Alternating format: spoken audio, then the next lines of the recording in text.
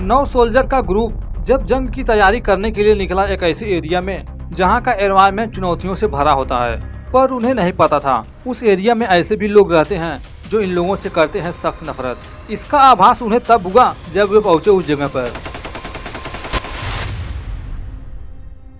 Starting में कई सारे सिपाहियों के ग्रुप को दिखाया गया जो मौजूद थे अमेरिका के स्टेट लुइजियाना में।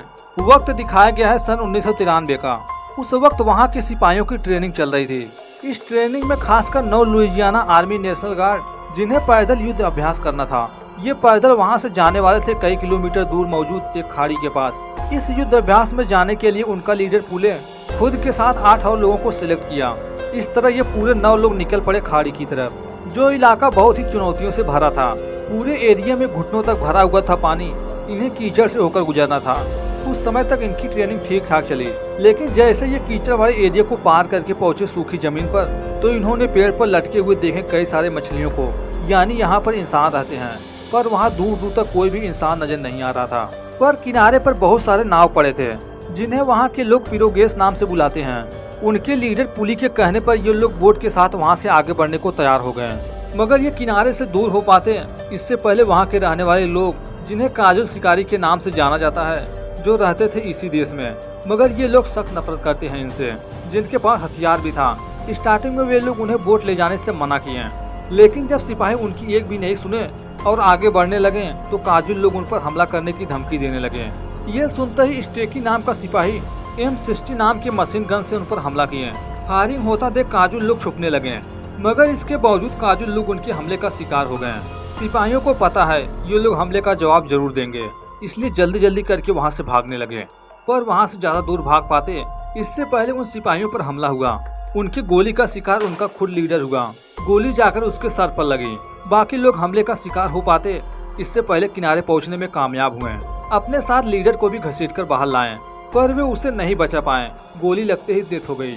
अपने लीडर को खोने के बाद उनका सेकंड कमांडर केस्पर उनका लीडर बना, पर कुछ सिपाही इस बात से सहमत नहीं थे, इसलिए उनके बीच बहसबाजी हो गई।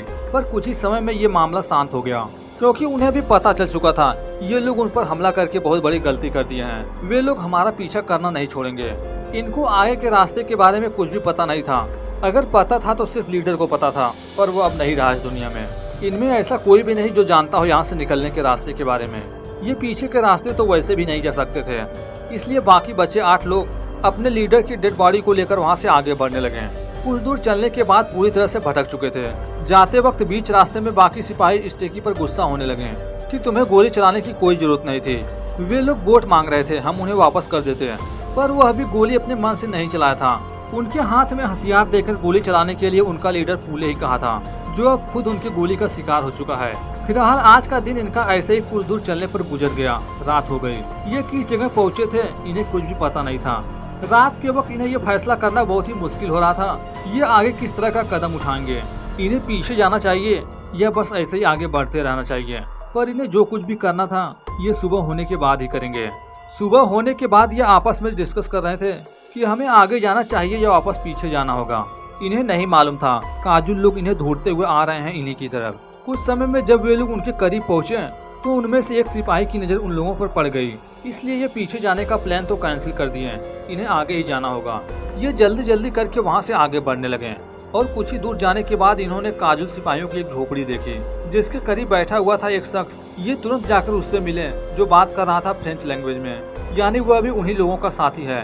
कैस्पर अब और खतरा मोल नहीं ले सकता था, इसलिए उसे अपने हिरासत में ले लिया। जब बोडेन नाम का सिपाही बाकी चीजों का पता लगाने के लिए झोपड़ी के अंदर गया तो उसे वहाँ पर बारूद तथा हथियार मिले। इस तरह इनका जो यकीन था वह शक में बदल चुका था, यह है उन्हीं का साथी।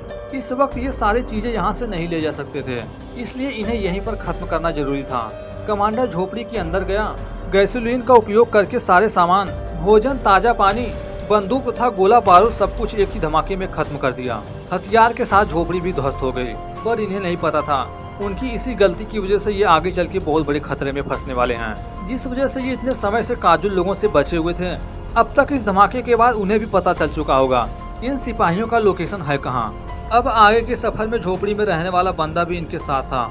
वहाँ से जाते वक्त बीच रास्ते में पेड़ पर लटके हुए मांस के टुकड़े दिखाई पड़े, यानी यहाँ जरूर कोई चीज है जो इंसानों या जानवरों को फंसाने के लिए लगाई गई है। सारे सिपाही समझदारी दिखाते हुए वहाँ से दूर हो गए। उस चीज से दूरी बनाकर आगे बढ़ने लगे।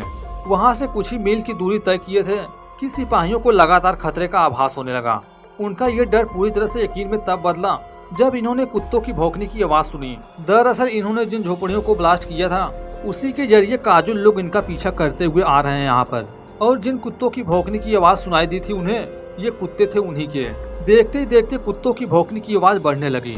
पर यह खतरा जितना नॉर्मल लग रहा था, यह होने वाला था बहुत ही खतरनाक। जब कुत्ते करीब पहुँचे तो पता चला उनकी तादाद 1-2 नहीं बल्कि थी दर्जनों। सारे कुत्ते सैनिकों पर टूट पड़े। एक एक सिपाहियों को 2-2 कुत्ते नोच रहे थे। इस बीच झोपड़ी वाला शख्स वहाँ से भागने की कोशिश करने लगा, लेकिन वे लोग उसे भागने नहीं दिए। कुछ ही समय में ये लोग कुत्तों पर काबू पा लिए। कुत्ते वहाँ से भाग गए। इस हमले के बाद अब सभी लोग कमांडर कैसर पर गुस्सा होने लगे कि यह सब तुम्हारी वजह से हो रहा है। अगर तुमने झोपड़ी को इस तरह नहीं तबाह किया होता तो वे लोग हमें कभी नहीं ढूंढ पाते। कुत्तों के हमले से इतना तो पता चल चुका था, उन लोगों को उनके लोकेशन के बारे में पता चल चुका है। अगर अगली बार इन पर हमला हुआ तो वे पूरी तैयारी के साथ होंगे। इस बार तो सिर्फ कुत्तों का सहारा लिए थे। वे अब और ज्यादा समय तक वहाँ नहीं रुके, वहाँ से आगे बढ़ने लगे। कुछ ही दूर जाने के बाद इन्होंने देखा ये इलाका तो खतरों से भरा पड़ा है। यहाँ पर काजुल लोगों ने जगह जगह पर जानवरों को पकड़ने के लिए कई सारे हथियार बिछाए हुए हैं। अगर गलती से भी इनका पैर वहाँ पड़ा तो काम तमाम होना तय था। अब ये हर एक कदम फूक फूक कर चलने वाले थे।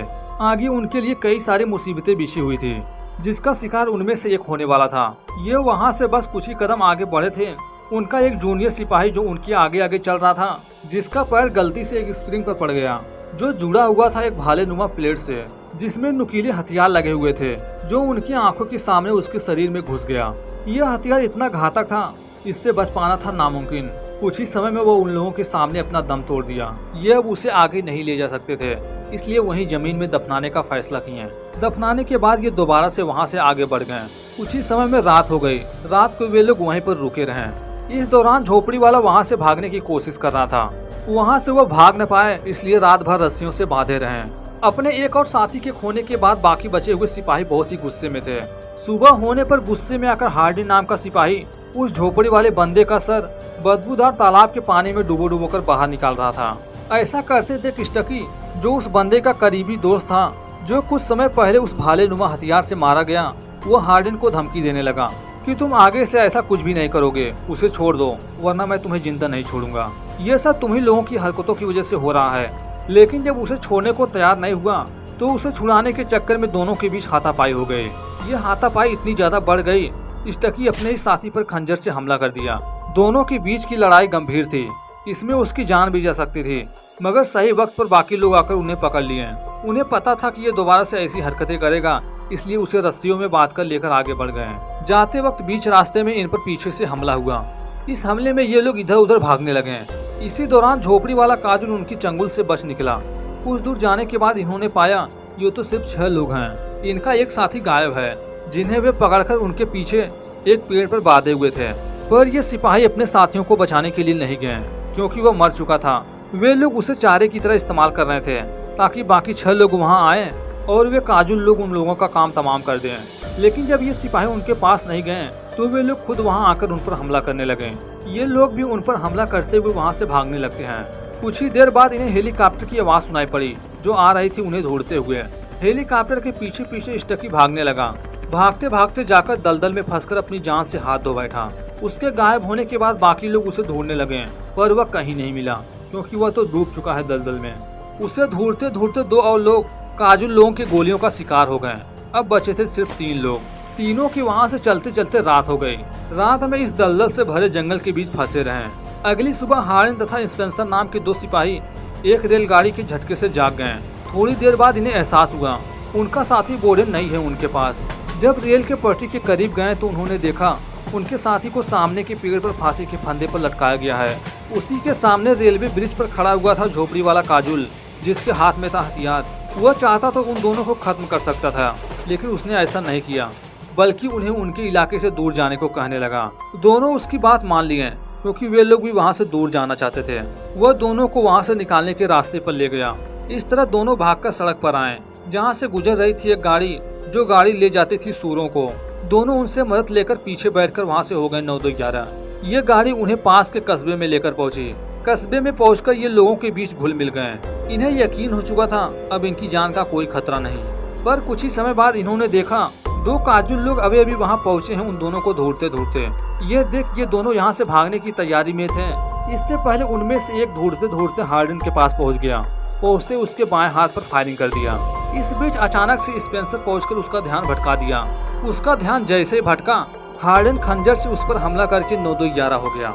वहां से कुछ ही दूर जाने के बाद उन्हें दोबारा से हेलीकॉप्टर की आवाज सुनाई पड़ी। इस तरह अंत में दोनों लोगों को बचा लिया गया। फिलहाल मिलते हैं एक नए वीडियो के साथ। Thanks for watching this video.